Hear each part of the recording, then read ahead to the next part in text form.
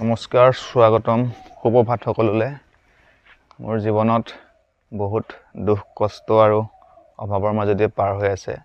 তো বহু হাজাৰটা দুখ কষ্ট আৰু অভাৱৰ মাজতো সততা, ধৈৰ্য আৰু কষ্টক হাৰ মনা নাই, আঁতৰি যোৱা নাই।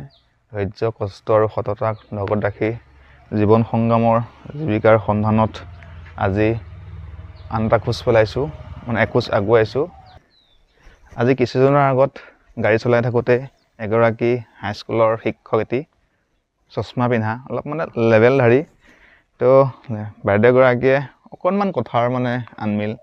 কথাটো এনেকুৱা আছিলে, তেখেত স্কুলৰ পৰা ছুটি হৈছিল, লগত বাইদেউ কেইগৰাকীমান আছিলে। তো বাইদেউজনী ছুটি হোৱাৰ সময়ত কি হৈছিল, আমি যিফালে গতি কৰিম সেইফালৰ পৰা তেখেতক লগ কৰিবলৈ মানুহ দুজনমান দামী গাড়ী লৈ বুলি আহি আছিলে। তো দামী গাড়ী লৈ আহি আছিল, তেতিয়া মোক ৰখাই থৈ দিছে বোলে, ৰখিব লাগিব অহালৈকে। মই এটা কথা কৈছিলোঁ যে বাইদেউ মোৰ সময় নাই, মই লাইনত আহিছোঁ, মোৰ পিছতো এখন গাড়ী আহিব, গতিকে আমি আগুৱাই গৈ থাকোঁ, আগত ৰাস্তাতে লগ পাম, তেখেতলোক সেইফালৰ পৰা আহিব। তো হঠাতেই মোক মানুহগৰাকী এনেকুৱা সুৰত কৈ দিলে যেন মোৰ অন্তৰত বহুত কষ্ট পাইছিলোঁ সেইদিনাখন। লগত পেচেঞ্জাৰ আছিলে, পেচেঞ্জাৰৰ আগতে মোৰ মূৰ্খ বুলি কৈ দিলে। যে এনেকুৱা ফিলিংছত মানুহজনে কথাটো ক'লে যে টেম্পু ড্ৰাইভাৰবিলাক তেখেতলোকৰ ভাড়াটোৰ কাৰণে 30 টকা ভাড়া আছিল, 30 টকাৰ ভাড়াটোৰ কাৰণে বলিয়া, বা সেইটো কাৰণেই তেখেতলোকৰ কাৰণে ৰৈ থাকিব লাগিব, বা সেইটো বহুত ডাঙৰ পইচাই বুলি ভাবোঁ আমি।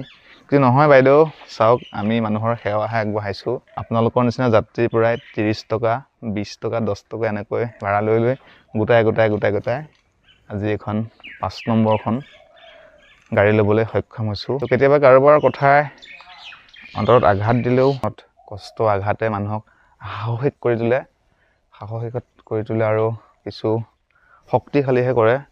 তো আজি চশমা পিন্ধা বাইদেউগৰাকীক কওঁ, আজি জীৱনৰ লাহে লাহে গৈ 5খন গাড়ী, 5 নম্বৰখন গাড়ী ল'বলৈ সক্ষম হৈছোঁ। 20 টকা, 30 টকাকৈ তেখেতসকলৰ নিচিনা যাত্ৰীৰ পৰাই তুলি এয়া কোনো ভিডিঅ' বনোৱাই ইউটিউব বা ছ'চিয়েল মিডিয়াৰ পৰা ইনকাম কৰা নহয়। বহুত কষ্টৰে 10 টকা 20 টকা গোটাই এখন আমাৰ আজি 5 নম্বৰ গাড়ী ল'বলৈ সক্ষম হৈছোঁ নিজৰ পইচাৰে। তো গাড়ীখন বৰ্তমান টেম্পু চলি থকা মাৰ্কেটৰ ভিতৰত টপ কণ্ডিশ্যনৰ BS4। তো ইয়াৰ পিছত BS6খন আছিল, ইমান নচলিল, কাৰণ BS4 ইমান বেয়া কণ্ডিশ্যন নহয়, কিছু চিটবিলাকৰ মেৰামতি কাম আছে। এইখন আনিছোঁ জীৱিকাৰ সন্ধানত, জীৱিকাৰ যুঁজত, সংস্থাপনৰ যুঁজত এখন 5খন গাড়ী। ইয়াতে মই কেৱল মালিক হ'বৰ কাৰণেই নহয়, এখন গাড়ীৰ পৰা এজন নিবনুৱাই সংস্থাপন পাব। তো এখন গাড়ীৰ পৰা এটি পৰিয়াল চলিব পাৰিব, তেওঁলোকৰ ল'ৰা ছোৱালীৰ ভৱিষ্যত, নিজৰ সংসাৰৰ ভৱিষ্যত গাড়ীখনৰ ওপৰতে ডিপেণ্ড কৰিব। সেইটো মোৰ কাৰণে বহুত ডাঙৰ এটা আশীৰ্বাদ বা এটা পদক্ষেপ, 5 নম্বৰখন গাড়ী। তো বাইদেউগৰাকীক বেয়া পোৱা নাই, তথাপিতো মনত আঘাত পাইছিলোঁ তেওঁৰ আঘাতটোৰ বাবে মোৰ হয়তো লাভ হৈছে। মনত সংকল্প লৈছিলোঁ যে জীৱনত কিছু ভাল কাম কৰি যাম, ভাল কাম কৰি দেখুৱাওঁ, তেওঁক দেখুৱাই দিওঁ যে ড্ৰাইভাৰ হৈও ভাল কাম কৰিব পাৰে, কাৰোবাৰ বাবে উন্নতিৰ চিন্তা কৰিব পাৰে, কাৰোবাক সংস্থাপন দিব পাৰে। তাৰ বাবেহে লাহে লাহে এখনৰ পৰা দুখনৰ পৰা 3খনকৈ 5 নম্বৰখন গাড়ী ল'বলৈ সক্ষম হৈছোঁ। ইয়াৰ আঁৰত এটাই কথা আছে, ধৈৰ্য, সততা আৰু কষ্ট লাগিব। বিশেষকৈ মোৰ ঘৰৰ পৰিৱেশ খুব সুন্দৰ পুৱাতে গাড়ী লৈ যেতিয়া ড্ৰাইভাৰকেইজন যাব, সঁচাকৈ তেওঁলোকৰ মনটোও ভাল লাগে, দিনটো যাত্ৰা ভাল হয়। ধুনীয়া ডাঙৰ নামঘৰত সেৱাভাগ কৰিব পাৰে, সন্মুখেদি অহা যোৱা কৰিব পাৰে। তো যেতিয়া অহা যোৱা কৰিব মনটো এনেই পবিত্ৰ, মিছা কথা ক'বলৈ মন নাযাব, দিনটোৰ কাৰণে যাত্ৰা ভাল হয়। গতিকে সুন্দৰ পৰিৱেশত সুন্দৰ পুৱা এটা যাত্ৰা তেওঁলোকে পাবলৈ সক্ষম হয়। ড্ৰাইভাৰকেইজনক মই ড্ৰাইভাৰ বুলি নাভাবোঁ, মালিক বুলিয়ে ভাবোঁ। মই মালিক বুলি আত্মগৌৰৱ নকৰোঁ, ময়ো নাভাবোৱেই। মই বহুত কষ্টই কৰোঁ, তেওঁলোকতকৈ বেছি কষ্ট কৰোঁ। ৰাতিপুৱা 6 বজাৰ পৰিৱেশ, এখন গাড়ী অলৰেডি ওলাই গৈছে।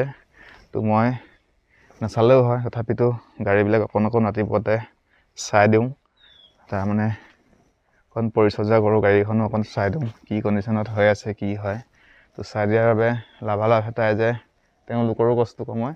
কিবা অসুবিধা হ'লেও মানে মই নিজেই গাড়ীকেইখনৰ নিজেই কাম কৰিব পাৰোঁ। মই টেম্পুকেইখনৰ টেম্পুবিলাকৰ প্ৰায় কামেই জানো, নিজে কৰি দিওঁ সময় মিলাই। সেইটো এটা কথা। তো গাড়ী এখন ল'লেই নহ'ব, গাড়ীখনৰ মেইনটেইন জানিব লাগিব। তো ড্ৰাইভাৰজনৰ বা লগৰ কাৰোবাক ব্যৱহাৰটো বা আত্মগৌৰৱী হ'ব নালাগিব। সুন্দৰকৈ ব্যৱসায়টো চলাবলৈ চিন্তা কৰিব লাগিব। নিজৰ কাৰণে নহয়, আনৰ কাৰণেও চিন্তা কৰিব লাগিব। চেষ্টাহে কৰিছোঁ নিজৰ লগতে আন কাৰোবাকো সংস্থাপন দিবৰ বাবে। তো আশীৰ্বাদ কৰিব যাতে আমাৰ এই জীৱিকাৰ সন্ধানত জীৱন যুঁজত জয় হ'ব পাৰোঁ। এয়া আমাৰ কৰ্মজীৱনৰ জীৱিকাৰ যুঁজত এয়া এক নতুন খোজ। তো আশীৰ্বাদ কৰিব, সকলোৰে দিনটো মংগল হওক।